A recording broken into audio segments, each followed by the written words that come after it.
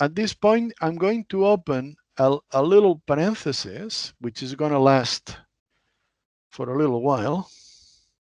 Let me just open this parenthesis, which is going to be a crash course, so a mini course on special relativity.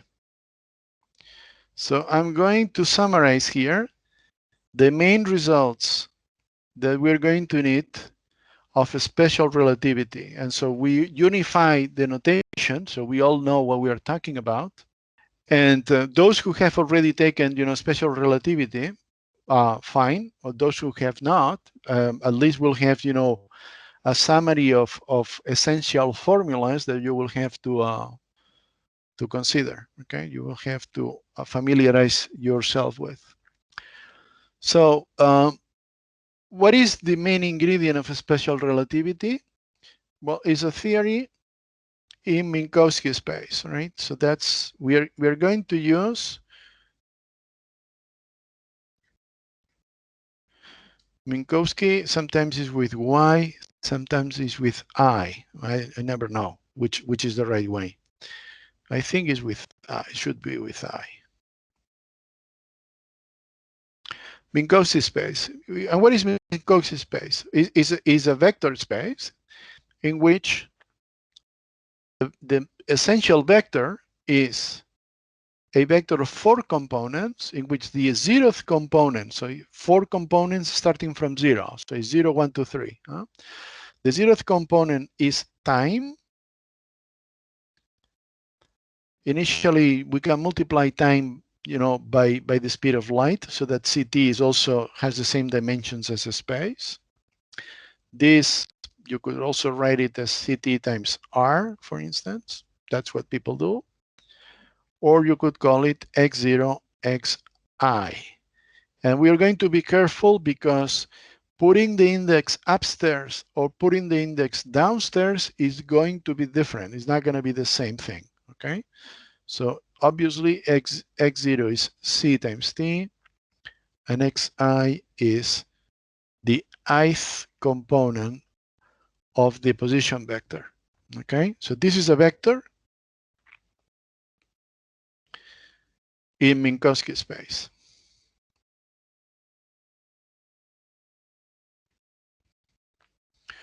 Which is 4-dimensional.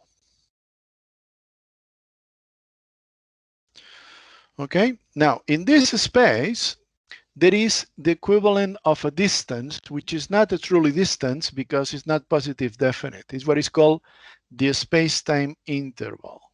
Space-time interval, okay? Which is the following object is c squared dt squared minus dx squared minus dy squared minus dz squared. Okay, which of course, I mean, using the previous notation, we can write as c squared dt squared minus dr squared. So you can see that, when time is constant and this dt is 0, this time interval is minus the standard distance in Euclidean space, right? That would be the distance in Euclidean space, square root of that, of course. And so this, we can write it as c dt, and then dx, dy, dz in components. And here also c dt, dx, dy, dz. And we have to put a matrix in the middle, which is the matrix 1, minus 1, minus 1, minus 1, and zeros in the off diagonal. Zeros in the off diagonal. This matrix in here is called, will be called G mu nu, and is the metric of this Minkowski space. This Minkowski 4-dimensional space. And this metric is going to be very useful for many, many things, because it's the one that has all the information about the scalar product. So this is a scalar product. right? It's a scalar product, which is not positive definite, as you can see, because of the minus signs.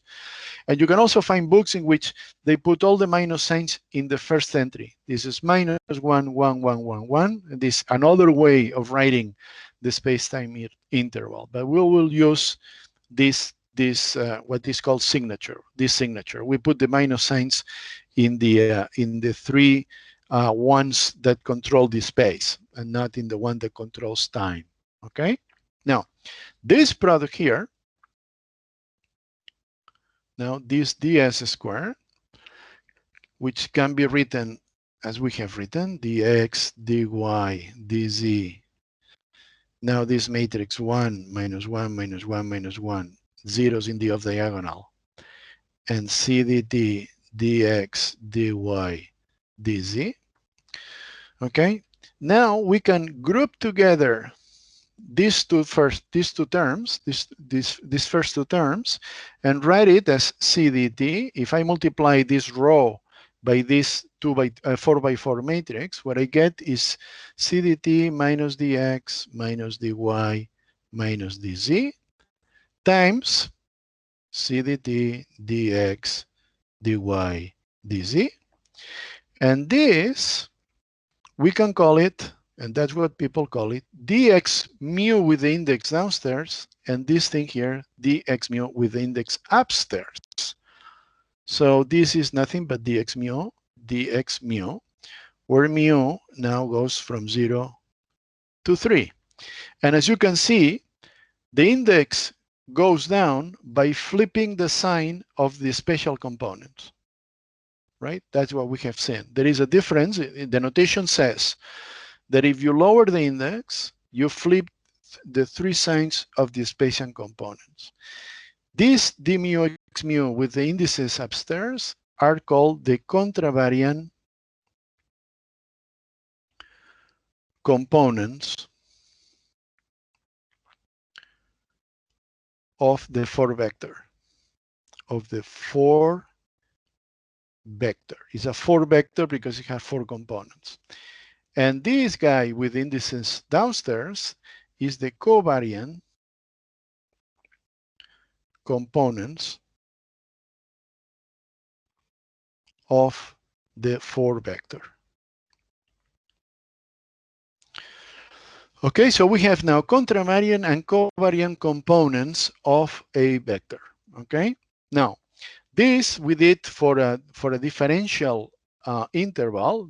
We're talking about dt, dx, dy, dz, but we can also do it for a finite interval. There is also a finite interval s squared, which is going to be x mu, not dx mu as before, but now x mu. And this is just because of the definition of the x mu, this is nothing but the previous matrix G mu nu times x mu, right? So if you wish, you can write it like this, x mu, right? And this object is this object. By the way, in here, and already from the beginning, so you can see, well, here there was no reason, but here, yes. Here you can see that I'm not writing that there is a sum from 0 to 3, right? So I'm avoiding writing explicitly the sum. So this notation of not writing the sum is called Einstein's convention.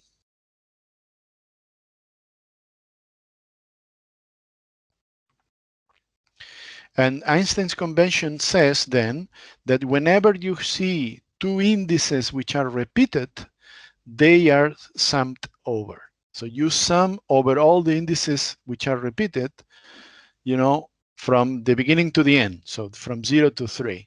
So that's the notation that I'm using here too. So here I'm also, you know, you are actually summing over mu and nu from 0 to 3. Okay, from 0 to 3. Okay, so this thing is saying that G mu nu lowers the index lowers the index, right? Because it takes me from an x nu, you multiply by g mu nu and you sum, and the result is x mu. So you have lowered the index, right? G mu nu lowers the index. Okay, so let me, at this point, let me just stop 1 second and ask, is this something that everybody's familiar with? All this notation, all this lowering the index with the metric, covariant and contravariant components, and all this? In my case, yes. Okay. Yes. Is there anyone who is not familiar with this?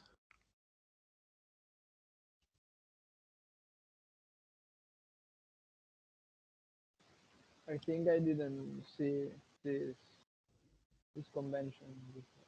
Okay. All right. So, okay. So that means that I'll try to go slowly. Okay. I'll try to go slowly so that you see all the gymnastics, right? That you will need, because this is a minimum thing. I mean, when you did relativity, probably you did relativity without talking about contravariant and covariant components. And so you were always making explicit, all the components. But it's much more convenient to really talk about contravariant and covariant components. And the only thing that you have to be careful is these simple rules that I'm giving you right now. So that means that the metric lowers the index. When you multiply the matrix, times a contravariant vector, you get a covariant vector. And you can immediately see that this is true, because here in the metric there are 3 minus 1s. And these 3 minus 1s multiply the 3 special components of this guy and give you the 3 minus 1s in the special components that you have in the covariant vector, right? So it's a very simple thing, but it can be sometimes it can be a little confusing. So that's why I'm being extra careful writing the indices upstairs and downstairs, because they are not the same. Okay, they are not the same. Okay, so that's one thing, okay? That's one thing. Now, the same way there is a metric that lowers the index, and this lowering the index is also called a contraction of the nu index. Here we have contracted the nu index, this nu index with this nu index. It's contracted. Contracted means summed over. We have summed over is the same as contraction. So we have contracted this index. I mean, this notation comes from tensor analysis, right? In mathematics. Okay, so that's the metric can lower the index by contracting the index nu. Okay. So another way of saying this is that the metric can lower the index.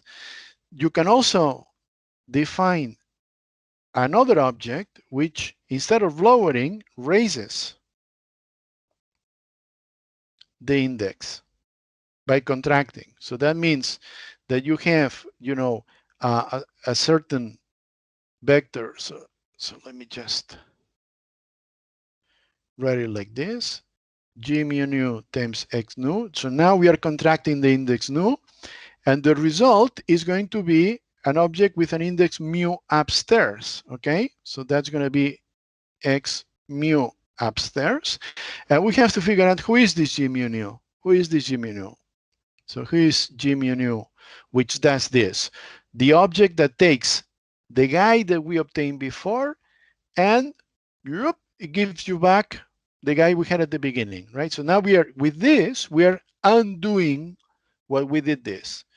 Here we just lower the index. Here we are just raising the index, and we want to recover what we had before. Well, it's obvious that if we want to recover what we had before, and here we multiply by something, here we will have to multiply by the inverse of that, so that this times the inverse give you back the same thing you had. So how do we show this? Well, this is very simple. So we just write x mu equals G mu nu x nu, so summed over nu, okay? But this is g mu nu, and now we write x nu, but x nu is going to be g nu alpha x alpha, right? So this is this. This is this, right? We have to be very careful because this index nu is this index nu, and then the sum has to be summing over a completely different index. This alpha has nothing to do with all the other indices, right? So we cannot call the same index with the same letter to an index which is different from another one, because then we're going to get confused. Okay, so this is this. So that means that this is g mu nu g nu alpha x alpha. So if x mu has to be x alpha, that means that g mu nu g nu alpha has to be the identity matrix delta mu alpha, right? That has to be the identity matrix delta mu alpha. This object here has to be the identity, same as this. So that means that g mu nu is g inverse mu nu. So it's the inverse of the previous matrix. Okay, well, so if I take g and I invert it, who was this g? It was 1 minus 1 minus 1 minus 1. And I invert it, what do I get? The same. So it is the inverse, but the inverse is itself, okay? So this, the fact that g mu nu with indices upstairs is the inverse of the g with the, is the inverse of g with indices downstairs. Actually, it makes a difference in general relativity. In a special relativity, which is what we're doing here, it's just the same matrix. Okay, so g mu nu upstairs or downstairs is the same. Okay, so this is all about the metric and about raising and lowering indices. Okay, so now we're talking about Lorentz transformations.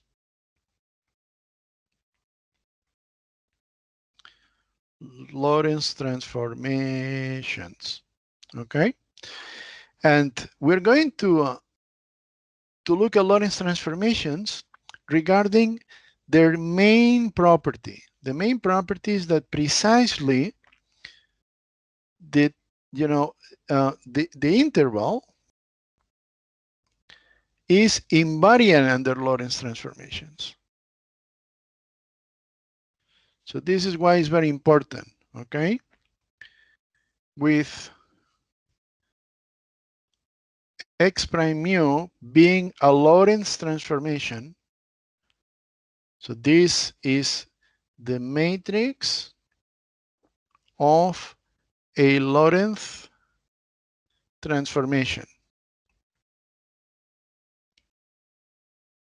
which now we'll make explicit, okay? So this is a matrix, is a 4x4 matrix in general, and it multiplies, time and space, and it gives you time and space in the new reference frame. So that's what a Lorentz transformation does.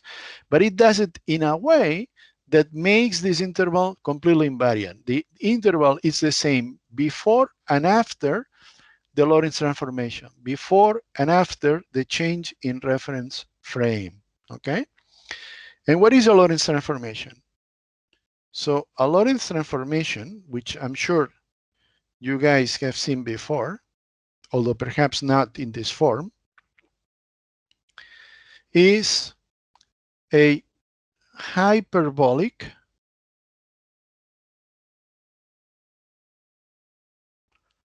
rotation.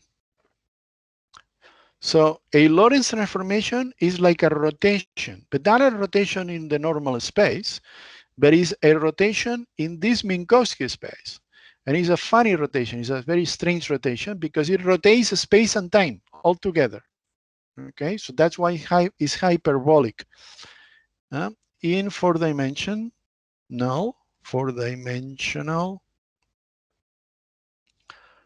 Minkowski space.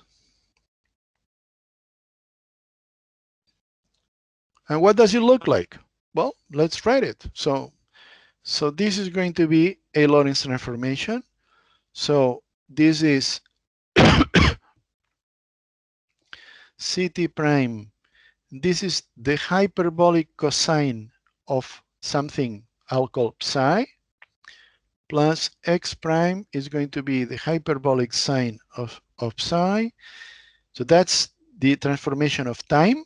And as you can see, time mixes up time and space. And that's going to be the transformation of space. So that's x prime, hyperbolic cosine, plus, that's the speed of light. And this is the hyperbolic sine of psi. So this we can write, of course, as Ctx equals hyperbolic cosine of psi, hyperbolic sine of psi, hyperbolic sine of psi, hyperbolic cosine of psi, times Ct prime and x prime. And who is this psi? Well, is the hyperbolic sine of psi, which may look a little bit strange to you now is going to become much more familiar. Is b over c square root of 1 minus b squared over c squared. All right, so this is now the familiar, gamma factor and beta factor of relativity. And the hyperbolic cosine is 1 plus the hyperbolic sine squared. So that's the fundamental hyperbolic trigonometric relation. And this is 1 over square root of 1 minus b squared over c squared. So that's the gamma factor. And as you can, and also, if you take the ratio of the two, the hyperbolic cotangent is the beta factor, b over c. So as you can see, if you write it in terms not of b over c and gamma factors and beta factors, but in terms of this hyperbolic angle psi, this becomes almost like a rotation. It looks very much like a rotation. A normal rotation would be cosine, cosine, sine minus sine, right? Cosine, cosine, sine minus sine. But here is hyperbolic. So that's all the difference there is. Okay? Now, how many of you have seen this thing? In the relativity that you guys saw, whatever it is, how many of you have seen this formulation in terms of a hyperbolic rotation? Who has seen it?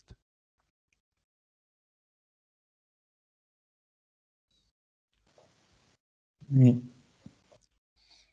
You, one. Well, I think all sorry. the one that do electrodynamics. Ah, okay. So you guys have seen this thing in electrodynamics. Yeah. Okay, good. Okay, well, for those of you who have not seen it, I mean, you will recognize that those are nothing but the standard Lorentz transformations. Well, I'm just taking a simple case in which I'm just transforming one component of space. I mean, I'll give you the general Lorentz transformation in a second, but here I just wanted to emphasize that this matrix is like a strange rotation in this strange 4-dimensional Minkowski space. Okay, but it's nothing but the standard Lorentz transformation. Okay. Now, the important thing about tensors is that by saying this, or this, which are the tensors that we have seen right now, what we are saying is that we know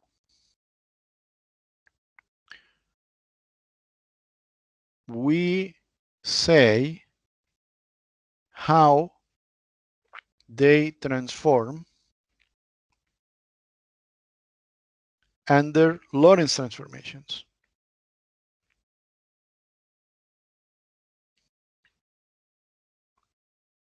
It's exactly the same. It's the same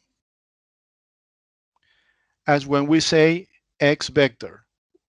What do we mean by this? So this is just, a side comment, okay? What do we mean by this little arrow here? What do we mean by this? What we mean by this little arrow here is we say how X transforms under rotations. That's what we mean. If we put an arrow on top of something, what we're saying is that that something is going to change in a very specific way when we make a rotation of space. So the same is what we're saying here. When we put an index downstairs or upstairs, or two indices or whatever indices we have, what we're saying is how this object transforms under Lorentz transformations, okay? And for example, we say that X transforms like this matrix that I wrote before, you know, like this. So we say it transforms like this. So we multiply by X mu is something that, you know, when I make a Lorentz transformation, what I have to do, I have to multiply by this matrix. So something similar to what I would do to a normal vector in space. I would just multiply by a rotation matrix. Here I'm multiplying by a Lorentz transformation matrix. And in the context of tensors, what this means is that I have to contract these two indices. So if I give you an object which has two indices downstairs, what I have to do when I make a Lorentz transformation is I have to multiply by the corresponding matrix contracting the index. Now is beta, and now is alpha. And this will be a new object. This will be a new object. Well, you can check that this new object is the same. So G mu nu is invariant under Lorentz transformations.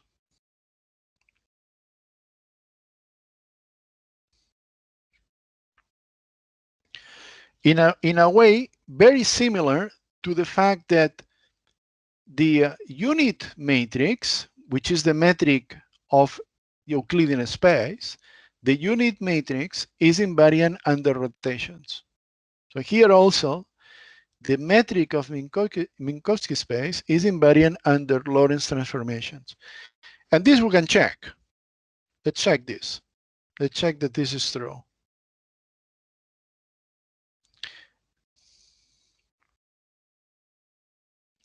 So we take a Lorentz transformation, hyperbolic cosine, hyperbolic sine, hyperbolic sine, hyperbolic cosine. Then we multiply here the matrix, 0, 0, minus, the metric is one time and one space. Huh? And then also the other, there are two Lorentz transformations, so now I have to write the second one. Okay, and if you multiply all these matrices and you use that cosine squared minus sine squared equals 1, which is the fundamental property of hyperbolic trigonometry, then this thing is the same. You can check it and it's actually the same. And so this equation here is exactly the same as this equation here. It says the same. It's exactly the same equation. If you write it in matrix form, what you find is that lambda transpose, we have to transpose, even though that doesn't change anything. Lambda transpose G lambda equals G. Okay, and this transpose because in this case, we are multiplying correctly the two matrices, right? So this index here is the index of column, and this index here is the index of rows. But the second one, you have to transpose. It doesn't really matter because it's symmetric, but you would have to transpose if it wasn't symmetric. So the metric is invariant under Lorentz transformations. So that is the reason why the interval is actually going to be invariant. Now we can write down other relations that may be useful in some cases, which is let us go for a general Lorentz transformation, just in case just in case you guys have never seen it. So that's this now you're going to be a general Lorentz transformation. So this is going to be my factor gamma, the usual one minus. Notice that now I write v vector square. So v, now the velocity has the three possible components, not just one. So I'm making a change of reference frame in any direction given by this velocity v, okay? Then x prime 0, this is gamma times x0 minus x dot v over c, and x prime equals x plus gamma minus 1 divided by b squared over c squared, x dot v over c minus x0 gamma v squared over c squared, whole thing divided by gamma minus 1, this times v over c. So this is a general Lorentz transformation. If you just take the particular case in which the velocity has only one component, you're going to get back to the standard Lorentz transformation, which has a more simple form, of course. Okay, now we saw that x mu, which is back to the simple case, so just one space component only. So this guy is the contravariant, right? Is the contravariant vector or the contravariant components of the vector. Transforms under Lorentz transformation, we saw that it transforms like this. So Ct prime and x prime, okay? So this is our Lorentz matrix lambda. Now the question is, how does x mu transform? Right? So if a contravariant vector transforms like this, how does the covariant components transform? Well, okay, Ct minus x. Now this is the covariant. Remember, covariant with the index downstairs has, the three special components multiplied by minus 1. So this is Ct prime minus x prime times hyperbolic cosine of minus psi, hyperbolic sine of minus psi, hyperbolic sine of minus psi, and hyperbolic cosine of minus psi. So this object is lambda minus 1. If you multiply this times this, the transformation that you get for t prime and x prime is the same as this.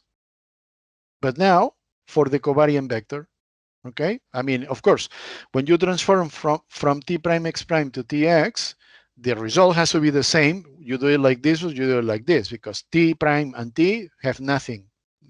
They know nothing about contravariant or covariant, right? So the final result has to be the same. But in this case, what you have to multiply this thing from this side, because the covariant is a row, right? And so therefore you have to flip this sign in the hyperbolic angle psi. So that means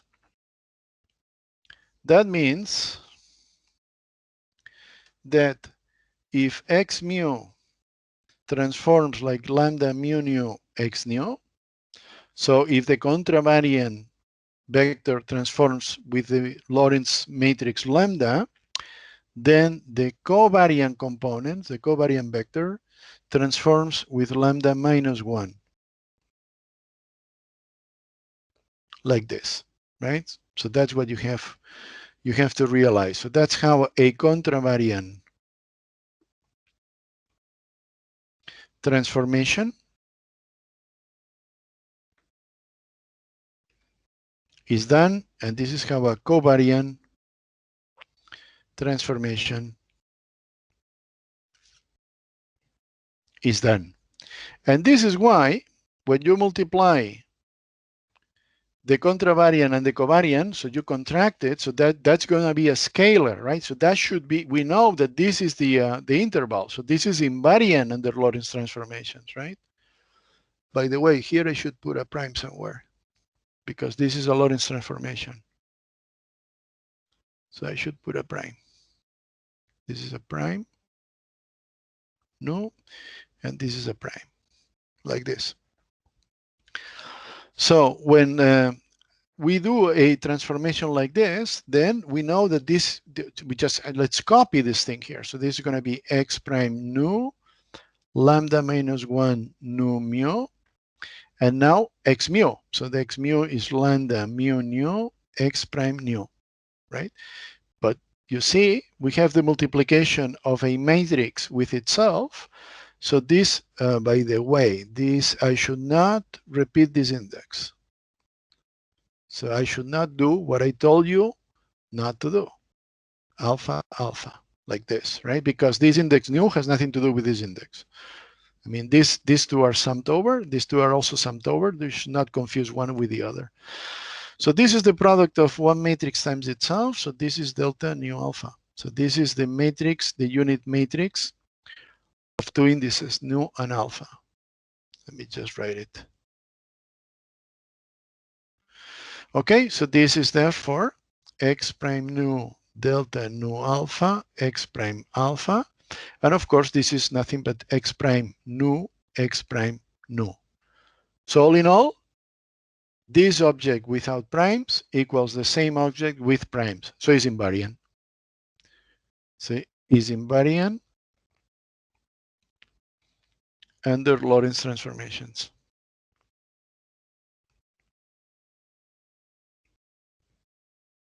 As we knew it had to happen, right? As we knew it had to happen. Now, in general, I can give you the form of this matrix alpha beta for a Lorentz transformation. And this has this form, gamma minus gamma, the ith component of the velocity divided by c, minus gamma, the ith component of the velocity divided by c. And here there is delta ij plus gamma minus 1 divided by b squared, bi bj. Okay, so b I is the so b is the b is the velocity of the change of reference frame, right? So that's b equals. Let me write it like this: b1, b2, b3. So that's the form, the general form of a Lorentz transformation. Anyway, so this is all about the geometric properties of Minkowski space, right? The Minkowski space preserves is a four-dimensional space in terms of four vectors, okay? And the other thing is that you know, in this vector space, this Minkowski space, there are some funny rotations, these hyperbolic rotations, which preserve this scalar product, right? The so-called interval, right? So it is the same before and after a hyperbolic rotation. It's the same before and after a Lorentz transformation. But so far we have been talking only about the four-vector x mu, right? So we talked about one four-vector, other four vectors, right? Now we talked about x mu, which is ct, x, y, and z. Or if you wish, let me just condense that and call it r, right? But there are others. Who can tell me another four vector, which is not time and space, is something else? Who can tell me another one? The momentum. Exactly, the four momentum, P mu. So this is by definition E over C and the three momentum P, right? And if we contract P mu with P mu, what do we obtain? This is also an invariant. So this is the same before and after a Lorentz transformation. Let's do this calculation. Who's going to be P mu? Is going to be E over C minus P vector, right? So that's how we lower an index. We just flip the sign of the special components. So what is this thing? So I just have to sum this times this, which is E squared over C squared, plus this times this, minus P vector squared. You agree? What is this?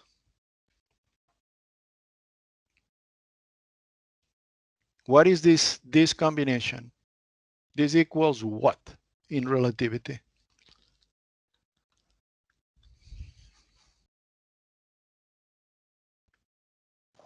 This is the rest mass. Exactly, it's the rest mass. M squared times C squared, where this thing is the rest mass. Sometimes at the beginning, people put a little zero here, but we're not going to do that. Okay, so the little zero, the M is the rest mass. We know that the mass changes with velocity, but the mass of a particle is the mass, or the mass of an object is the mass that it has, when it's at rest. And now we see that, of course, again, you see this thing is invariant, is the same before and after we do a Lorentz transformation, and that's because the rest mass is always the same. But the rest mass is always the same. In the notation that we used, this can also be written as P mu, P nu, G mu nu, right?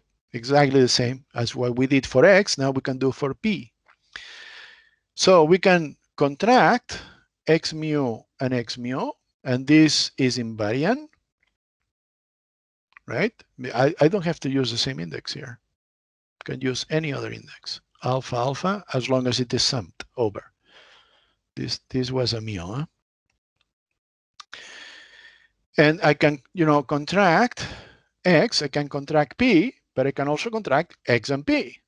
That's the beauty. That's the beauty of this tensor algebra, right? That as long as I'm contracting contravariant and covariant, this thing is going to be invariant. So this is also invariant. So this is another invariant. This I can also write as this if I want. Huh? And this is also an invariant. And what is this invariant? Who can tell me what this is in components? So let's just spell it out. We just write out the different components of the thing. Who can tell me?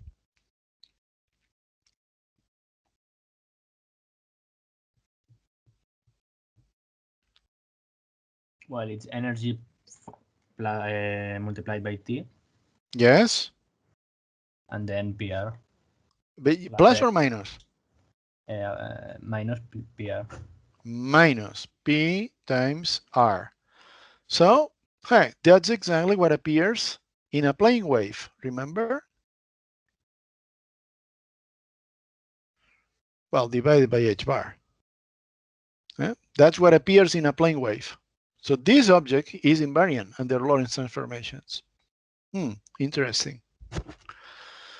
Okay, now, other things in electromagnetism. So this is mechanics, if you wish. In electromagnetism,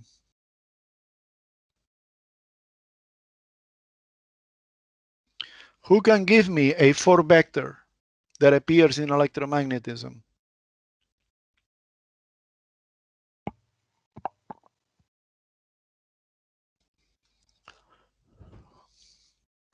The vector potential and scalar potential.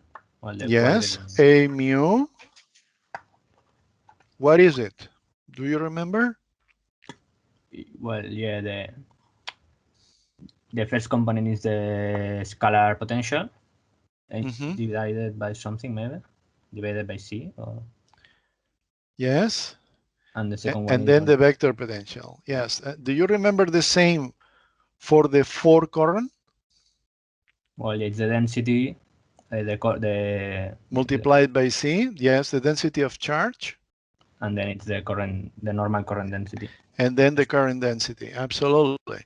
So you see that, A mu times G mu, A mu times J mu. What is this thing? Well, it's the product of this times that. So that is rho phi minus here 1 over C. So just a second, because I have the usual problem with my C's, with my speeds of light.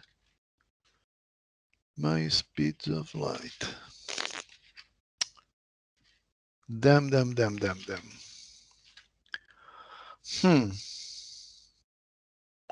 I think that here there is no C. No, okay. So now let me just say what I think it is true. And then I will apologize if this is not right, but I think it is. And this is A times J divided by C. Okay, so I think that the 4 vector doesn't have a C, and the 4 current does have a C here. And this is the right expression. But I must say that, you know, I think that I already told you several times that in my head, I don't have the speed of light. The speed of light is 1.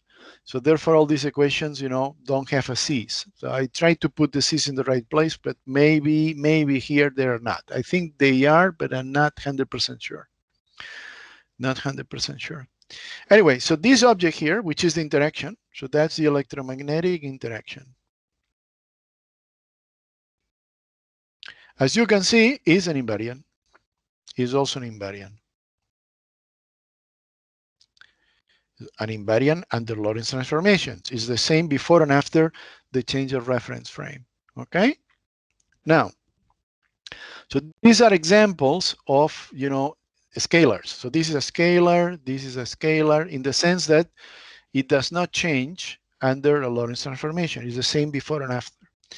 Okay? But now, we have to look at other situations we can find which are not scalars. So what happens if I take the derivative of a function which depends on x and t, but now I'm just going to call it depends on x, mu, on the 4 vector, and I want to take the derivative, and I don't have to put the index here because this is just the function.